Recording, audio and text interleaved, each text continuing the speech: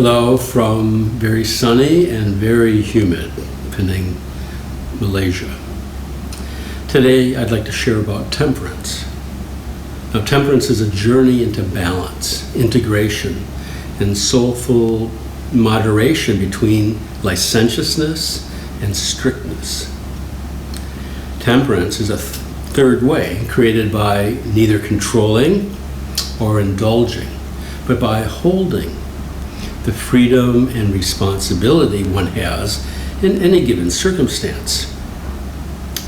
Ideally, licentiousness dismisses the restraint and pursues desire without regard for consequence or connection, and thus divorce from reflection.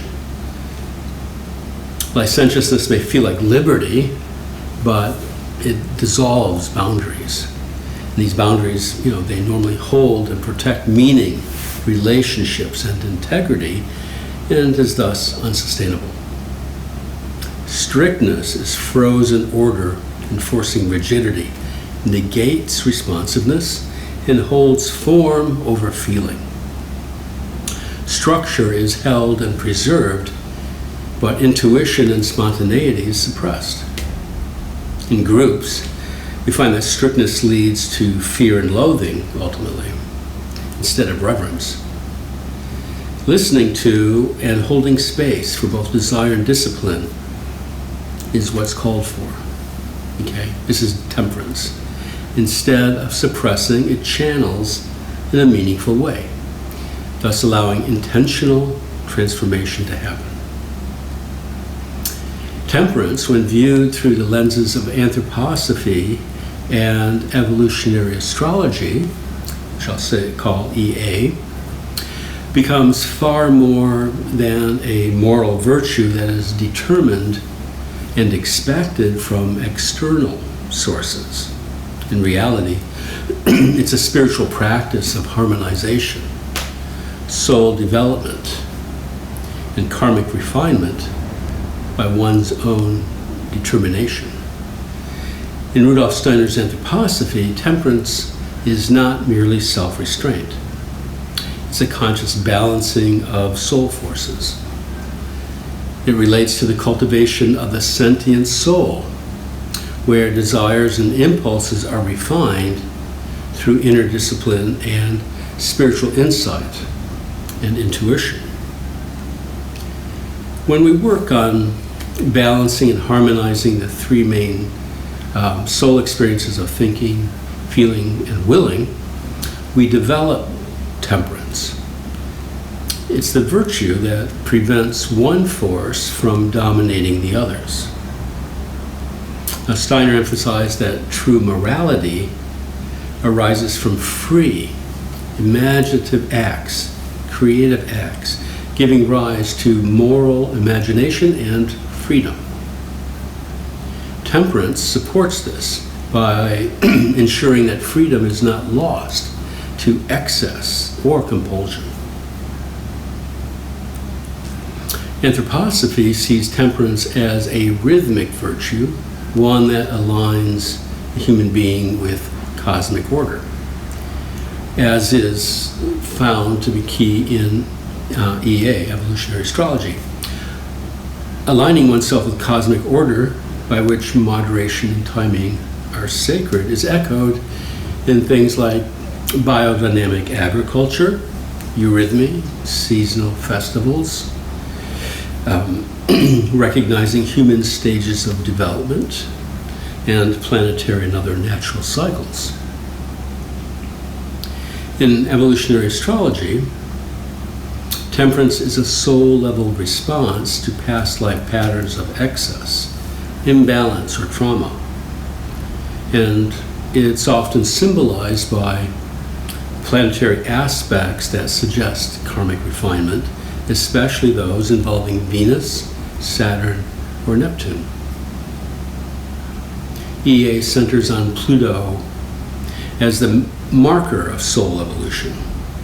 Temperance may emerge when the soul is learning to moderate extremes, especially in houses or signs where Pluto indicates past life intensity. The south node shows karmic habits. The north node reveals the soul's evolutionary direction. And here I'm focusing on the lunar nodes. Now, temperance often lies in the tension between these, okay? The learning to release compulsive patterns and to embrace conscious restraint. Thus, integrating both evolutionary astrology and anthroposophical soul development, we can talk about the 12 archetypal astrological signatures of temperance, how each sign expresses a unique path toward temperance. Remember, this is not a suppression, but of balance and karmic refinement and rhythmic soul work. In Aries, you find the archetype of the disciplined flame, if you will. And this expresses temperance through restraint of impulse, learning to pause before acting and transforming raw will into conscious courage. It calls for, its alchemical task is to transmute action into right action. In Taurus, the archetype of the sacred steward lives to express temperance through simplicity and sufficiency. Self-esteem is based on something grounded. Taurus learns to release attachment to comfort and possessiveness. Its alchemical task, this is what calls us, is to cultivate gratitude over accumulation. Through Gemini, the archetype of the harmonizer of thought expresses temperance through mindful speech and listening. It learns to balance curiosity with discernment, silence with expression. Gemini's alchemical task is to winnow truth from the multiplicity of data and ideas. The archetype of Cancer is the guardian of emotional boundaries, and this holds temperance through emotional containment. And through this, we learn to nurture without enmeshment, to feel without drowning. We're called to transform by holding space without losing self. Thus, individuality is strengthened. Leo's archetype is the humble sovereign, and temperance is shown through service rather than self-glory. We learn to radiate without domination, to lead with heart, not ego. The alchemical task that we're called to is to offer light without burning others. Virgo, the devotional refiner. Temperance is shown through sacred precision. And we learn to temper critique with compassion, order with openness. Here, shame and guilt have no basis, really. The alchemical task is to heal through humble service. In Libra, the stabilizer is the archetype, showing temperance as the art of balance, learning to hold paradox, to mediate without losing self, and finding the value of self and other are equal. Libra's alchemical task is to harmonize inner and outer justice. Scorpio, the alchemist of desire, shows temperance through transmutation of intensity. And we learn to channel passion into purpose, power into healing. Its alchemical task is to die to the lower self to birth the soul.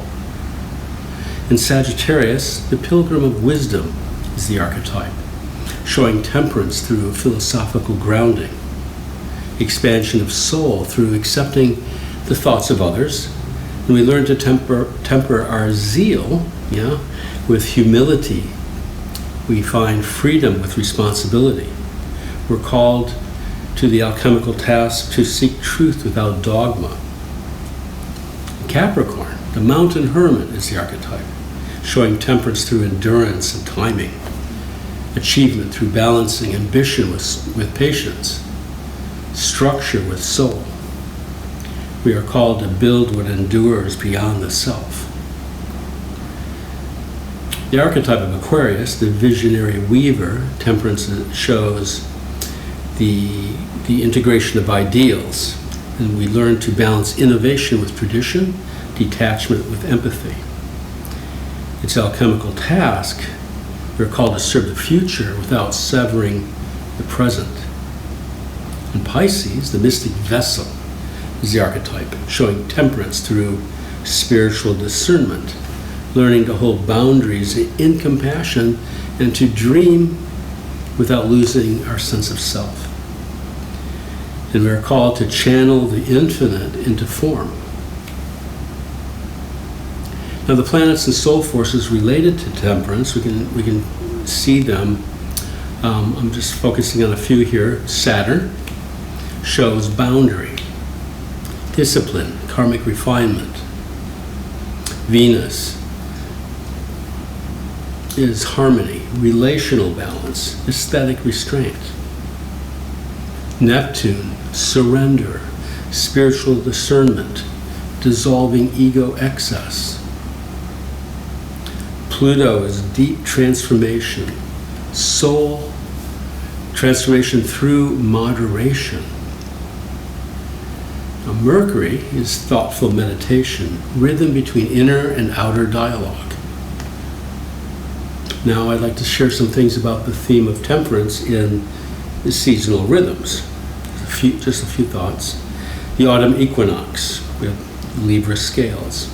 We have balance, harvest, letting go of what is not necessary, saving excess. The winter solstice is like a still flame, inner discipline, quiet strength, Saturnian reflection. Spring equinox, budding restraint, new beginnings tempered by wisdom. The summer solstice, radiant moderation, calling for joy without indulgence, vitality with rhythm.